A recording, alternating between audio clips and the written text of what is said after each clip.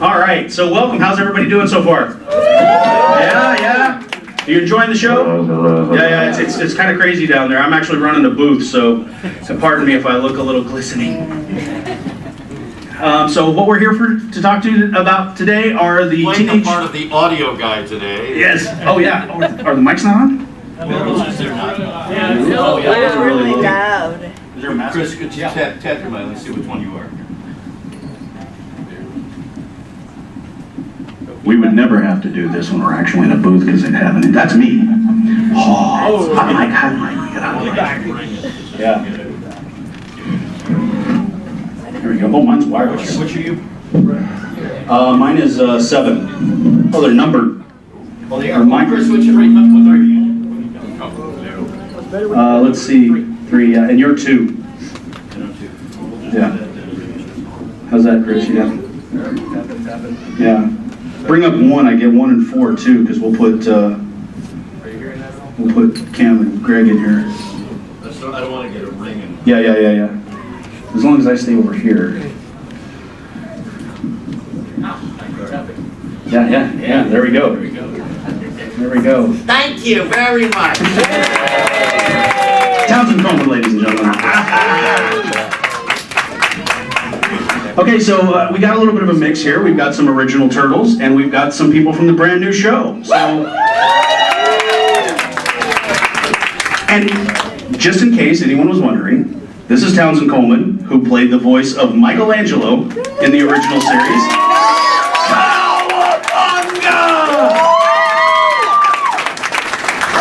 And Christian Lanz, who is Sever/Fishface in the new series.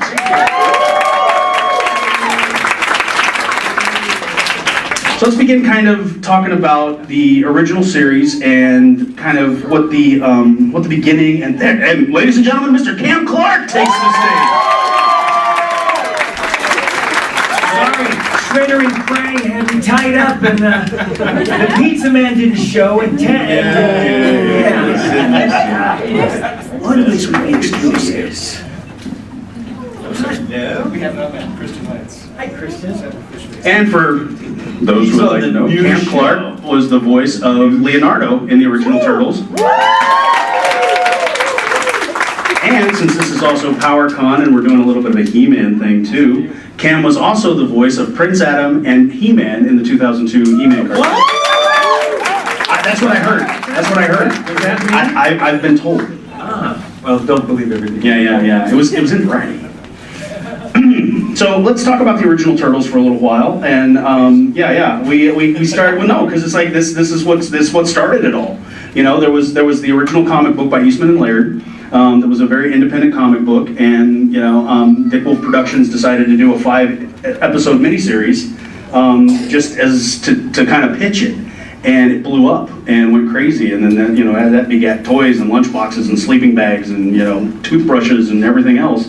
And speaking for myself, when I got that job and read the script, I went, "Oh, this isn't gonna go." Yeah, it was the same with me. We were doing a Fraggle Rock session, and Stu Rosen, the guy who was going to be casting and voice directing this new thing called Teenage Mutant Ninja Turtles, came to a session and pulled out of his bag one of the comic books. When we looked at it, we had the same reaction. He said, "What? This thing will never fly."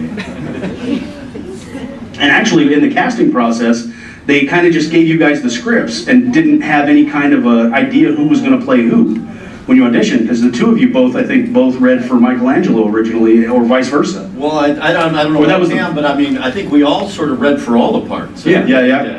But we were who's going to be which one, and as you see, this is how it turned out. Yeah. But we did show up at the first session, though, Not knowing who's who. Which was who was going to be Leonardo and who was going to be Michelangelo. And it was just a crapshoot that Stu said for the first read-through. He said, "Townie, why don't you just take Michelangelo, the first one, and then we'll do the read-through, and then we'll switch parts, and you'll do Leonardo." Why didn't we switch? Because, and I don't know if you remember this or not, but I vividly remember that during that first read-through, there was something going on in the control room in terms of political, creative differences or something because... I mean, it wasn't always harmonious? It wasn't no, it wasn't harmonious from the very beginning.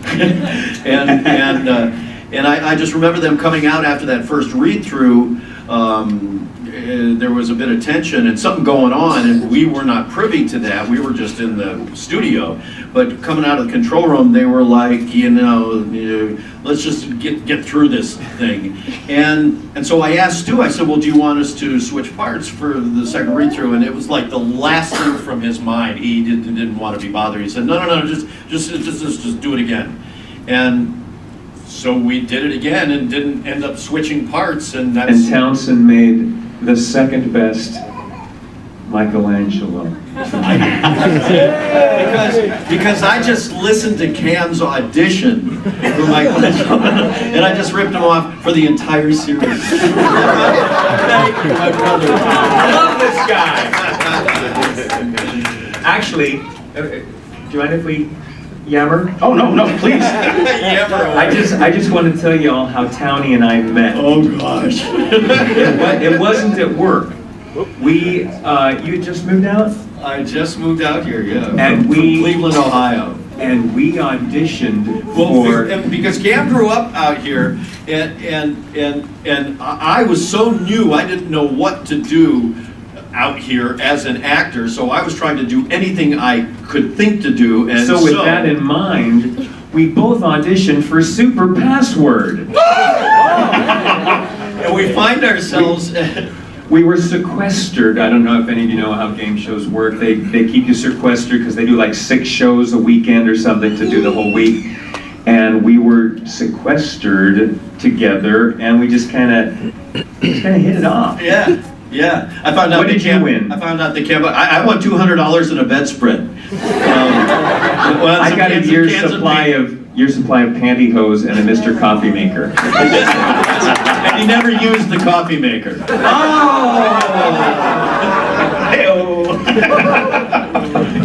But yeah, so that's we met on Super Password. What a crack up. And neither one of us won. Yeah, no. Yeah, my Gopher from Love Boat was my partner, and he ripped me to shreds. He was not a help. He's a politician now. No problem. Now, at what point after that 5-episode run that was originally aired, did they figure out this is a thing and it's going to be crazy and we need to make as many of these as we possibly can? When did that happen? I don't know. Was there anything that they just called you guys and said, you show up one day, or was that afterwards? They told us, they called our agents and Right. said, yeah, we're going to go to series with this thing, and they booked us and we started recording them. Now, it was just like, oh, great, okay. It doesn't really mean, it means it's going to series, but it means nothing gets canceled in 13 episodes, and Right. so you don't like get all jazzed and go buy a speedboat. No, because you obviously have no idea whether the thing's going to be popular or not, or take Right. off. I mean, like Cam said, it could go a couple episodes and then get canceled. Yeah. And I think for us too at the time, because I was doing other shows and Cam was doing other shows. And not to be disrespectful here, but it can seem like just another job. Not for me. Okay, for me. It can seem like it's just, it's just more, I don't want to say just another job, but it's just more work. It's just, you just try and keep yourself busy, and if it's not this thing, you hope it's going to be the next thing, because you're constantly auditioning for new work, and you just try and get as much as you can. Now, I got a question though, because I was thinking about this, because we started recording this. Are you being called out to? No. Okay. I didn't know if you like. 1 out of 40. 1 out of 40. We have your suspect on Route 9. What is your ETA? I think he's got somebody in his ear. My agent's doing this community service out today out on the 405 picking up trash, so it's, yeah. But I remember started recording, we did that 5-part miniseries in, I want to say 87, but then it aired in 88. Is that right, Michelle? December of '87. December of '87. Okay. But then the series. Yeah, right. But then the series when it actually went to series, started in 88, right? So that'd be 25 years ago, like right now, like Yeah. this month, Yeah. right? You were much younger then. In fact, I was a quarter of a century younger. So were you, but you weren't even born Were you then. even born yet? What year were you born? This 70s, 77? So he was He was around. That was around. He was our audience. That's hilarious. So yeah, so 25 years ago, like probably this month, September of '88, we started. And going in when series. doing a cartoon show where you have no visual presence, we knew it was having, it had good ratings, but we didn't know the emotional dynamic of the whole thing until you get out in real life and people find out, and it's just like John, Paul, George, and Ringo, Yeah. Now, you guys did they ever have you guys do public appearances or anything? That wasn't, they hadn't really started doing that sort of thing yet. That was I don't kind of think like. so. No, yeah, little bit, and only really to sell the show. I mean, I remember going to NatP one year. I don't know if you did that or not, but No, because I wasn't Michelangelo. but I gave you. I credit should have for been it. there. Every time I went and did an appearance, I Now- said, but this should be Camp Clarke. What kind of reactions did you guys get when you would tell people, like, hey, once it was a big thing, and you would tell people, hey, I'm the voice of such and such Ninja Turtle, like to little kids or even their parents at the time? Okay. So, I love his story. That's the best. you know which one? Yeah. I'm in line for the movies. I'm at the movies, and I see this little kid who is decked out with the Ninja Turtle hat, and a T-shirt, and the doll, and blah blah blah blah. And I think, I'm going to give this little kid a thrill. I'm going to tell him who I am. Now, nowadays, if a grown-up man walks up to your kid, it's like, call the cops! There's an Amber Alert on the freeway already just for saying hello. So I go up to the kid and I say, so you really like the Ninja Turtles, huh? I can see by your stuff. And he's got an ice cream. Now I swear to you, I'm not making this up. He's doing this. So I hear you're a big fan of the Turtles. Uh-huh. Well, guess what? I'm Leonardo. He doesn't blink. He doesn't stop this. He just goes, oh yeah? And I'm Donatello.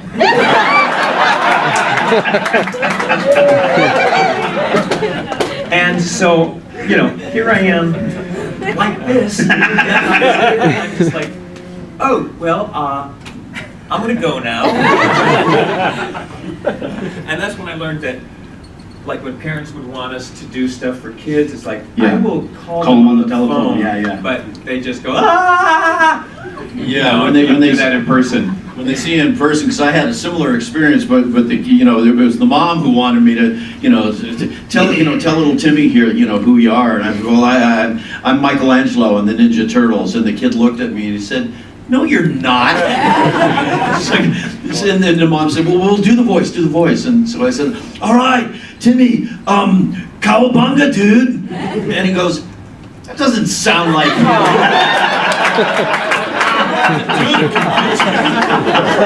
It's really my job, and come here, you kid. What's wrong? So then we fast forward to 23 years later, and there was another show in the mid 2000s where they revamped the show, and that was recorded in New York, I think mostly, and it was a for kids entertainment. That's right, Michelle? Yeah. Yes, 4 kids. Yeah. From 2003 to 2009. Yeah. Turtle guru Michelle Ivey is in the audience, so keep deferring to her expertise. And then Nickelodeon, Viacom, and Nickelodeon picked up the property, and they pretty much bought it across the board. Everything. I mean, just merchandising, licensing, the whole 9 yards. And they started auditioning for the new show. And that was I was part of that process as well. I'm a voice actor, just in case anybody's wondering why they got my silly butt up here. I grew up with these guys, just being, I knew that there were people, doing the voices. I was that one kid that was the weirdo going, do the voice, So, I grew up with these guys, admiring them and being, I want to be there someday, with these guys and Barry Gordon, who's Donatello, and Rob Paulson, who was, Raphael. and Rob, who's on the new show, as Donatello on the new show. So Christian, you can talk about a little bit about the party of one. Yes. But when you started auditioning for the new show, tell us about the process of that and how because that was a crazy audition process. Yeah, I mean, the first thing was, when I got a call from my, by the way, there's people going, why is he not talking like Zebra right now? Why is he not Latino? I am actually Latino. I was born and raised in Mexico City. Moved here. Oh, wow, cool. Was that Pedro? Hey, buddy, how's it going? Viva la raza! So what's the one Latino in LA? Yeah. Where do you live? But anyway, so I actually learned to speak English by watching cartoons. When I was a kid, I actually I moved here when I was about 6 years old. I didn't speak a word of English. My parents barely spoke it. So I actually watched cartoons, and that's how I learned to speak English. I actually watched Scooby-Doo, and that's where I learned everything I know. So English is I speak English. Terrible grades in English. So I actually, Frank Welker, legendary voice actor Frank Welker, who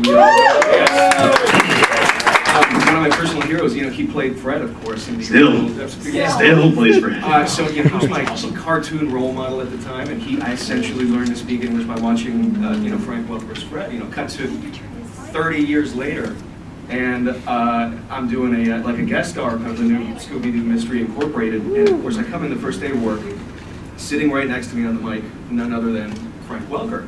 So I turn to him and we start talking, and he knows we talk about my background, the fact that I'm from Mexico City, and he's heard a lot of the stuff I do in Spanish. And so he asked me, he goes, how, it's amazing, how did you learn to speak English so well? So of course I couldn't help but turn to him and smile, and I said, actually, Frank, you taught me. And so that was one of those. So it was. I may cry. I know. You want a tissue? So it was kind of one of those moments where you're exactly where you're meant to be, whether it's luck or fate or whatever you choose to believe in. But it was like, wow, this is so cool. It's like full circle, and here I am with the guy who I essentially learned how to speak English from, and it was just one of the coolest moments ever. So that had nothing to do with your question, but here we go. Just a little introduction. Just so everybody's familiar with Mr. Christian Lanz. But anyway, so my agent, called me. They said, hey, they're doing some castings for Ninja Turtles, and I was like, oh, cool. Is that starting again, or what's going on? Because I'd been a huge fan when I was a kid. And so I went and I did this, I went to this casting process, and of course they showed me the kind of the concept sketches for Zebra and Fishface. Actually, they showed me both, and I saw this guy, and I kind of read the bio about who he was. They weren't asking necessarily for an accent, but I looked at this guy and I said, I don't want to go, and do kind of the sort of the traditional kind of hackneyed, this guy's kind of a gangbanger, kind of criminal kind of voice. So I said, what if this guy's just, an immigrant like I am? What if he actually speaks like my dad does, like I used to before I lost my accent? So I decided to do that, completely kind of took a risk because they weren't really asking for it. So I did that, and of course I came in, and he talks like this. He's kind of like Tony Banderas, but much meaner. And so I did that audition, and they were a little kind of like, yeah, okay, but try it without an accent. So I was like, I did a few lines without an accent, and then I would go right back to doing this. And I was like, and so I did that, and I left the audition. I was like, they're never going to call me back. Like, I just took a huge risk, and it's not going to pay off, but I had a lot of fun. A month went by, 2 months went by, completely forgot that I had done this audition, and then I got the call for the callback, and they were like, you know what, yeah, we really kind of like what you did with that. And I was like, cool, because it was a big risk. Yeah. And I came back, and that was it. And went to the callback and did more the same. I figured if they liked it the first time. So, and that was it. And we started doing it, and it was really cool to kind of be doing a character that's new to the TMNT universe, because it's, in a sense, it was a little bit easier because you're not trying to fill anybody's shoes. And Right. Shoes to fill. So that was really cool. That was really cool to see. My shoes are big to fill. They're huge. I know. Well, it's the truth though, because I wound up pretty deep in for Raphael. Oh, cool. I did a lot of auditioning for that back and forth, and I think I auditioned for Michelangelo at one point too. But I was like, I'm the farthest thing in the world from Michelangelo. But it was that process where it was just, it was hard because you go in and you're like, God, you know, I mean, the guys that I grew up, you know, Yeah. just adoring, and I'm like, I'm coming into like, it was one of those things where like, have you called these guys yet? Do you know if any of them, you know, it's like, get them in, because that's, you know, that's what should be here. This is what, and they're like, well, we're going a different kind of direction with the show. We want, you know, we want to make them a lot younger and more teenage, you know, teenage oriented and everything. It was like, that wasn't teenage oriented, you know? But yeah, it was an arduous process, and it was daunting because you get in there and you're like, what do I do? You know, it's like I grew up, and it's so much ingrained in our heads, you know. So with the bad guys, when they decided to go without, you know, didn't do Rocksteady and Bebop, and you know, because Dog Pound and Fish Face are kind of the equivalent, Yeah, you know. But they're a little more, you know, just meaner. It seems like, not so bumbling. I was pretty mean. That's right. Yeah, you Rocksteady, right? I Rocksteady. Rocksteady. And Barry did the voice. Very mean. Yeah. Yeah, I think that was one of the things I really liked about that character was the fact that they are just unapologetically evil. I mean, Yeah. especially Zever. I remember one of my favorite episodes to work on was Never Say Zever.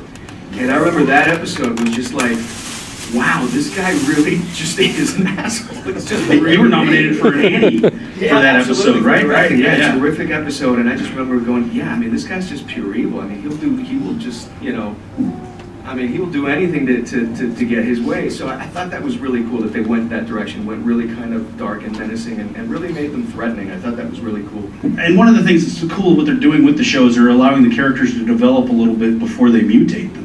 In the original series, it was like the guy showed up and 5 minutes later he was a donkey or a duck or a rabbit or whatever, whatever he got doused with, you know. But in this one, they're kind of, you get to know the human characters a lot more before they become, because there's a lot of characters that have popped up, you know, like Zever and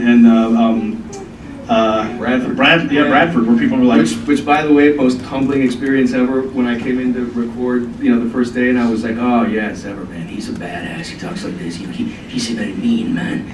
And then, of course, Clancy Brown is on the mic right behind me, and he bellows out his first line, and, like, bursts both of my kidneys, and I'm like, oh, badass on this episode. Now, one of the things that they've done in the new show is they've brought you guys in. They brought the original Turtles. They're going to pop back in for an episode in season 2, is what I've been hearing. So,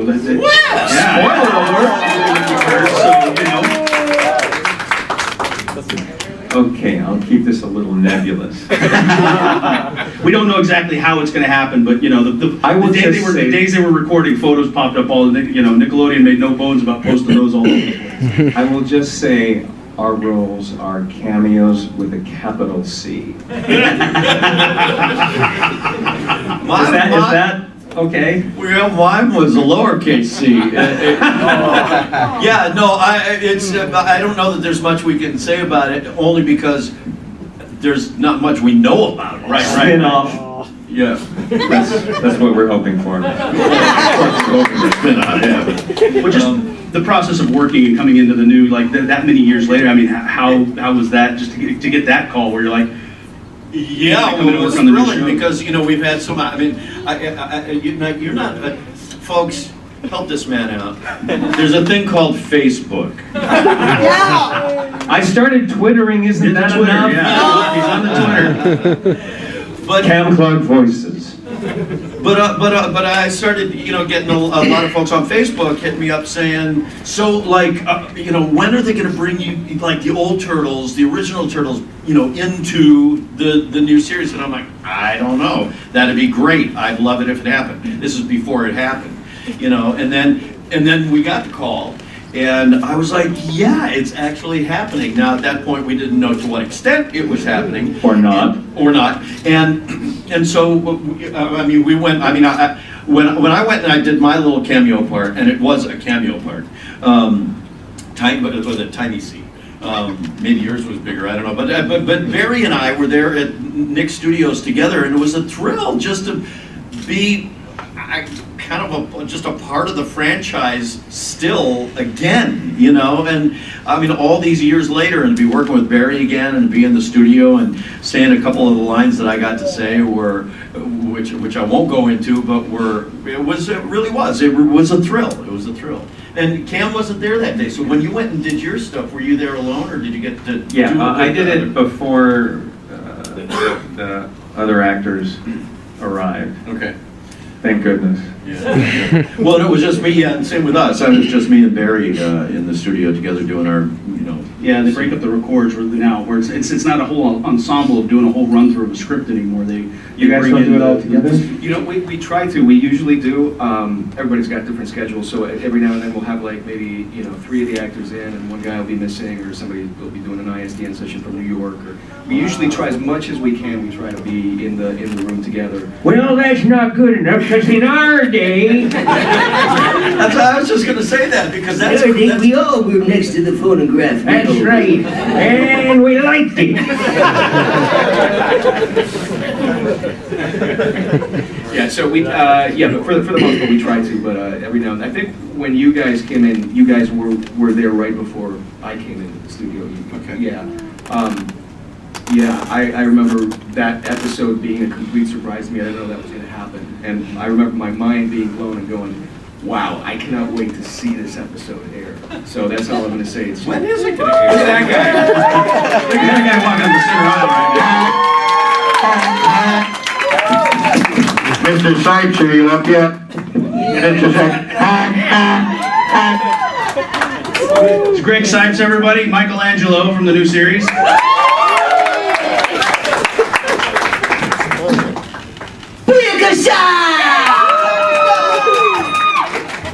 Like, no, dude, it's Cowabunga, bro. What's happening? So I got my green juice and I'm here. My car didn't pick me up, so I had to get another ride. But I'm here, I made it.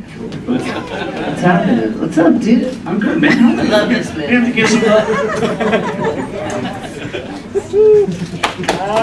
So you guys having some fun? Yeah? What did I miss? Just absolutely everything. Yeah. So Greg, We were brilliant. coming in the audition process for the show and actually coming in to read for one of the turtles that were already legendary before you got it. What was that? What did that feel like? Because I remember I was just kind of talking a little bit when I came in an audition. I didn't get the part, but how did that kind of work and how did that hit you? It was very surreal, to have the opportunity to read for Michelangelo and to just to be, just asked to come in and read was so cool. To even audition, Yeah. I know people just loved even auditioning. Reading as a turtle was so cool, and then to get it was just out of this world. It's something I never could have imagined. It's something, of course, that was very important to me because I grew up on the Turtles. It's my favorite show as a kid. And so yeah, to now offer it to this next generation is such a blessing. It was rad, and it was really fun. You guys know playing the Turtles is a lot of fun.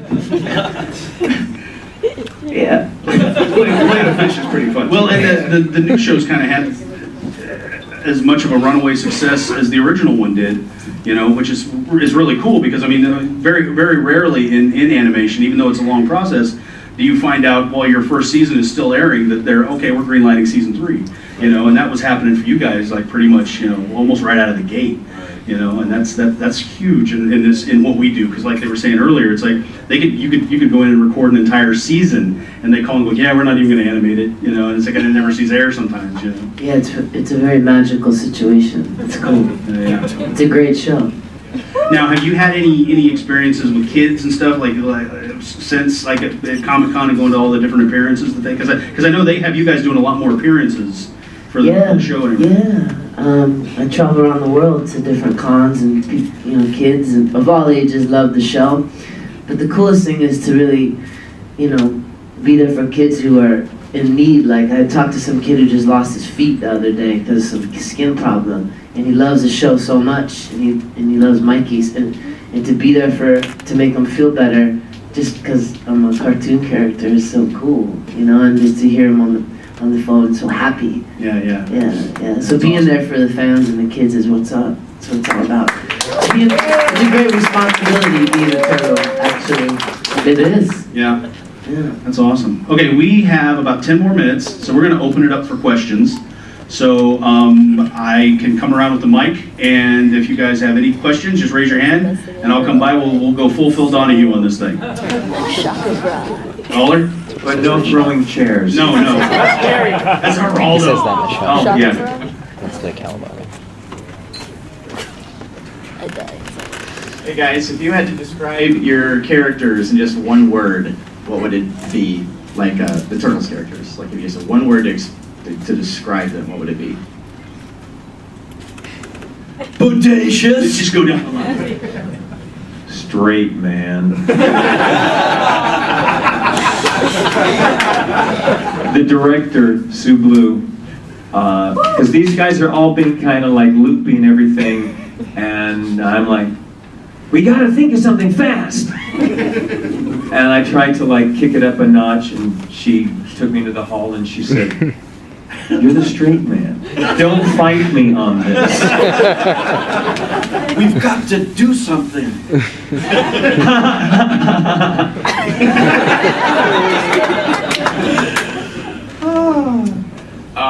I'd say unpredictable. Probably. Green. Hey guys, first off, it's great to finally see you guys in person. Greg, I met you at WonderCon. You're amazing, man. What's up?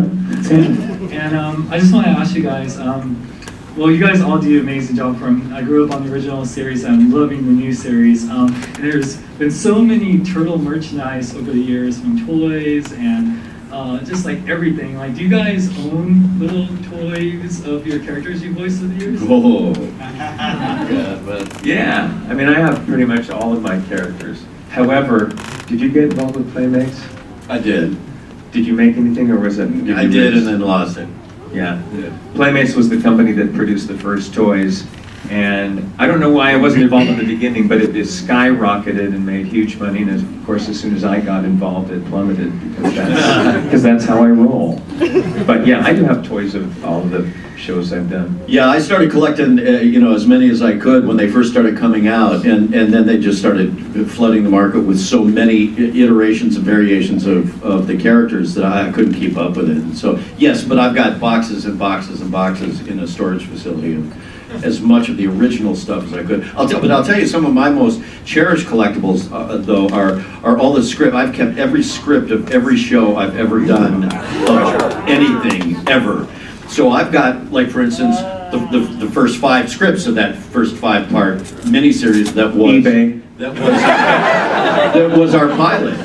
I've got the Bible from what they call the Bible from when the show first started, from that series. Yeah.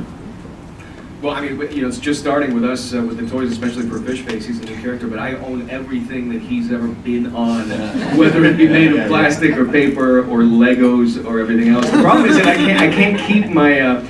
Every time I buy a Fishface figure, they're really hard to find at Walmart or at Target or wherever. There's always some neighborhood kid that knocks on my door and goes, "Is this where Fishface lives?" Because some kids will talk. And so then, of course, I come over and I can't help but give him the figure. So every time I can't. Oh. So now, like, I've probably bought, I don't know, more than a couple dozen, and I just can't keep any of them. So Everybody. I'm gonna buy one and just lock it up. I want to marry him. All the girls. I got turtles coming out of my ears. You wear your Turtles drawers to record, don't you? Sometimes. And that's it, actually. It's my turtle undies. Yeah. Girls are always snagging them, though. I have to keep them. Any more questions?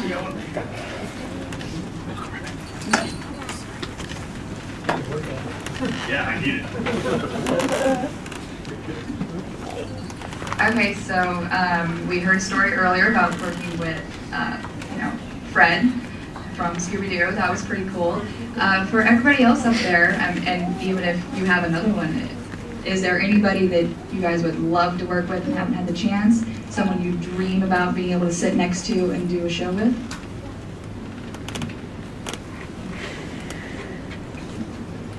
No.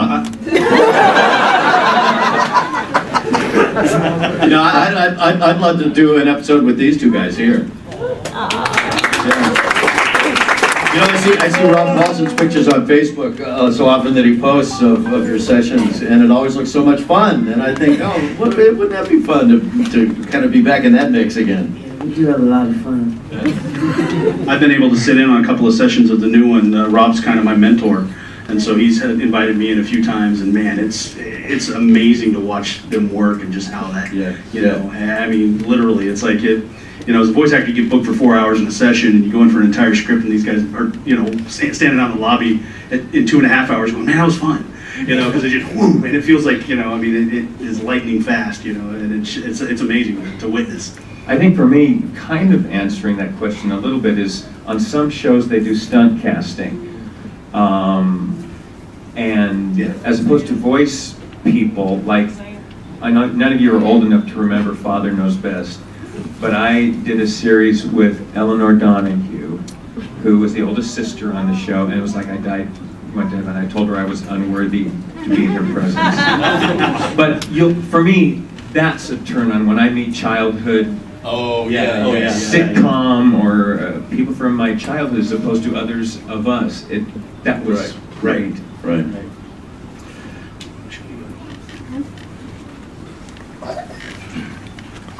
Since you guys do group recordings back in the day and even now, is there any in-studio times that you can remember where a line was just so bad you had to read it and it was cracking everybody else up?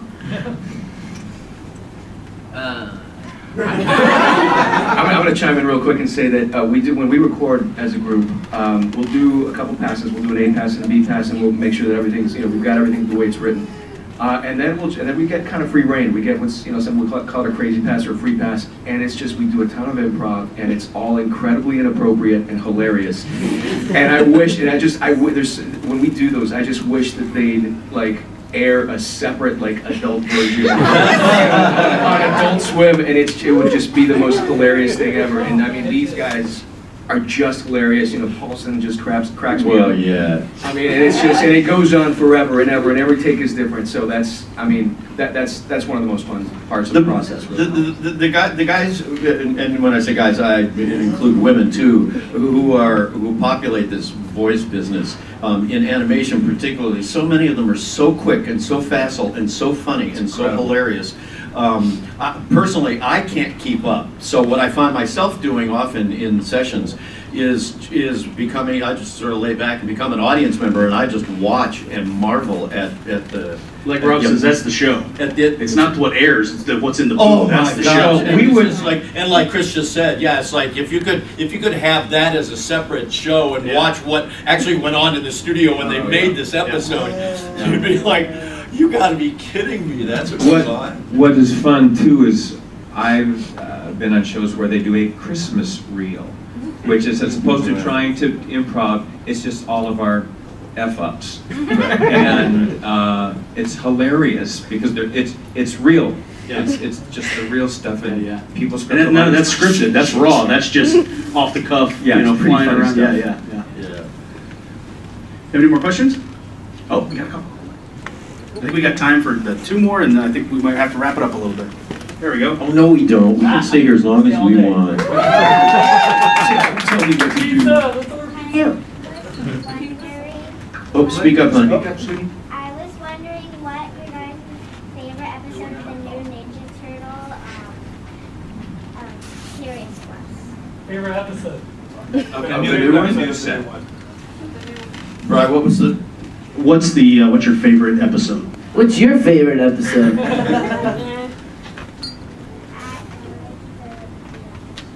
Which one? The last one of the series. Yeah. The series finale, or the season finale. Prime Crane. Yeah. That's one of my Okay, that favorites. was the same question. I love them all, but it just keeps getting better. You guys have no clue what's about to happen. It's getting pretty crazy. I think for me, to answer your question, I think it's a tie between Never Says Ever and Baxter's Gambit. I really like the, I really like the Fish Face and Raph bromance. I thought that was really cool. I hope we do that again.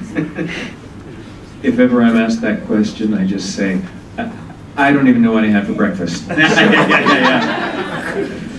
Remember that time in that one show when you guys did this and this and this? Yeah. that was great. What's your name? All right. Any other questions from the audience? We got one right here. Okay, great. Hello. I was born in '91, so I was kind of a little bit late for I the hate old you. show. But I've noticed, out of all my female friends, I'm the only one that likes the original Turtles. But I've noticed we have little girls in the audience here. Did you see kind of an uprising of the female market with like Mae Whitman and the younger female characters? Major uprising.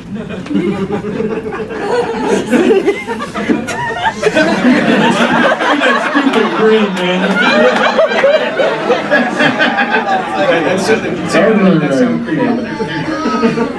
Yeah, I think so. Especially on like Twitter and on Facebook and stuff, you see a lot of little girls tweeting about it or talking about Such a it. cute show. They're cute and vicious. It's like the perfect combo. Seriously. Oh, you know what I see a lot, and you know what I see a lot on media, Ninja Turtle nails. Girls with each, yeah, I see that a lot. I know. They have everything, turtles. Yeah. I had a question for the voice of Fishface. Yeah. What was your interpretation of Baxter's Gambit? You said earlier that Fishface was pure evil, but then obviously they bonded a little bit there. But then at the end of the episode, I think he still attacked them. Yeah, well, it's funny with that. I think what happened with Fishface was his mutation. I think more than anybody's, it was so tragic because here's a guy who was, a capoeira artist. He was like incredibly agile. He was a really cool guy. He was a really good-looking guy. He was, he probably had it all going on for him. And this is a guy who got really the short end of the stick on his mutation because suddenly he loses his legs. He's not good looking anymore. He's not this, sexy Latino guy anymore. So I think that really humbled him. And I think that's something I think that we're going to see, in future episodes is how his mutation really kind of, brought him down and kind of really humbled him. And I think that's what happened in that episode where he kind of realized that maybe his ways were not working out in the best way. So I guess that's my take on it. Yeah, they really are getting kind of deep with the characterizations, and really getting into the meat of the characters, how their wheels turn and everything, which is kind of neat. It's not just it's not just to beat them up, it really has a lot of good stuff, good meaty stories going on. Yeah, it's as good as any like big network live action fantasy drama kind of show. It is. It's for the kids, but it's also made for all of us. Well, and that's the other thing Especially too. as these new seasons start coming out, you'll realize it just keeps getting deeper and deeper and deeper. Yeah, it's neat how it spans both generations. Yes, the depth of pizza ordering that was probably the deepest series was very sophisticated. Well, that's the difference between the old series and the new series. It just gets a lot deeper. Do you guys eat pizza still? Yeah, they still do. No, but now, I mean deeper because now we put spirulina on the pizza. Right? Algae instead of pepperoni. It's gluten-free. Yes. All right, well, I think they're going to have another week. One more question, and then I think we'll have to wrap it up here. I know, we could stay here and party all day, but... Sorry, I thought about this at the last minute, but just a quick question for the new guys. Do you know why Nickelodeon aired the episodes so sporadically over the last year? Because, I kind of found myself trying to chase the episodes because, they would show for, 4 or 5 weeks straight and then it'd be gone for like 3 months and then it would come back. Is there a reason why they did that? Driving ratings, probably. Putting other shows around Turtles so the other shows get eyes. So they used shows to help other shows. But I don't know. Yeah, that's Sounds good. Yeah, that's part of the process. We're never, made aware of how that goes. Yeah, but also these shows take so long to make. Yeah, they really do. It's the thing too. It's not just one session where we record an episode. We'll record it and we'll come back and do more stuff, and then a month or two later we come back and do ADR for the fight scenes because they go and they animate those, and then we come in and voice them. So it's the process is so long for each episode that I'm sure it's just incredibly difficult to keep track of. To keep everything on a tight schedule. Yeah, and sometimes you're recording an episode up to a year before it even airs. Oh, even more so, yeah. Sometimes they ask me, I'm just like, hold off another week or two. It's all that episode. I'm just feeling like, next Tuesday would be a good time. Send a card. All right. Well, we want to thank everybody for coming. Thank you for making this such a great time. We want to thank Cam Clarke, Townsend, Coleman, Christian Lanz, and Greg Cipes. Give them all a big round of applause. There we go.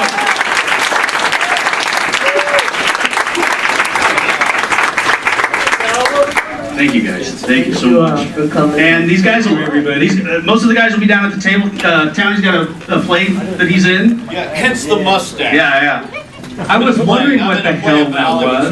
Yeah. So the rest of the guys will be down at tables on the floor. Try not to rush them up here because they will be down signing.